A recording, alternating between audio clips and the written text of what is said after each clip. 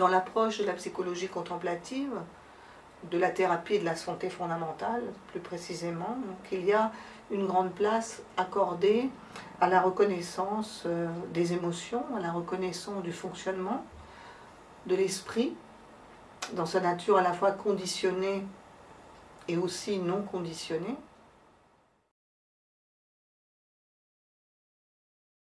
La psychologie contemplative est la rencontre de la psychologie bouddhiste, de la connaissance de l'esprit dans le bouddhisme et de l'Occident. C'est surtout Chogyam Trungpa Rinpoche, donc un maître tibétain, qui, venant donc en Occident,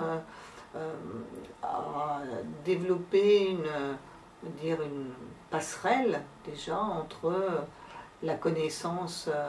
de la nature de l'esprit par les enseignements du Bouddha et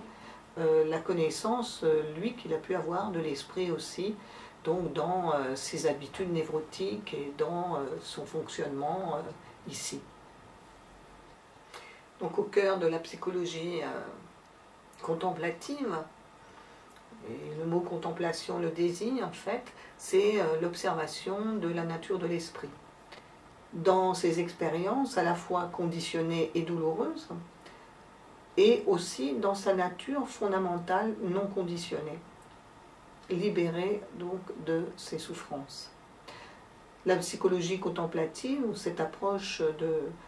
la santé fondamentale, donc, nous permet d'envisager ces deux aspects à la fois. Nous sommes nous-mêmes, en tant que sujet, le cœur de cette exploration, ce qui fait donc de l'approche de la psychologie contemplative une approche à la fois originale et percutante,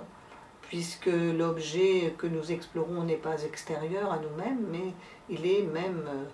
au cœur de notre psyché et même au-delà donc de ces cadres que nous pouvons définir.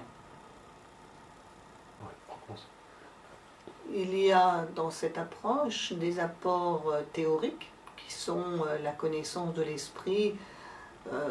telle qu'elle est donc enseignée dans l'approche de la voie du Bouddha, aussi bien que ce soit la connaissance fondamentale des 5 agrégats, de l'interdépendance, de la nature de l'esprit, de la réalité, des 5 énergies de sagesse, etc. Et aussi des apports méthodologiques, c'est-à-dire comment s'y prendre concrètement, comment expérimenter par des pratiques qui impliquent le corps, la parole et l'esprit, donc comment expérimenter d'une façon efficiente donc ces enseignements, comment comprendre dans l'expérience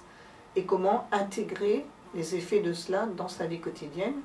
pour une meilleure santé aussi relative, pas seulement fondamentale. Cette approche de la psychologie bouddhiste s'adresse à toute personne, aussi bien à ceux qui sont déjà pratiquants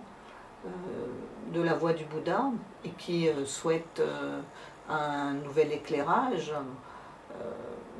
ou aux personnes qui sont intéressées par cet esprit de la psychologie bouddhiste et qui souhaitent s'enrichir d'un nouvel apport, une nouvelle façon d'aborder la psychologie.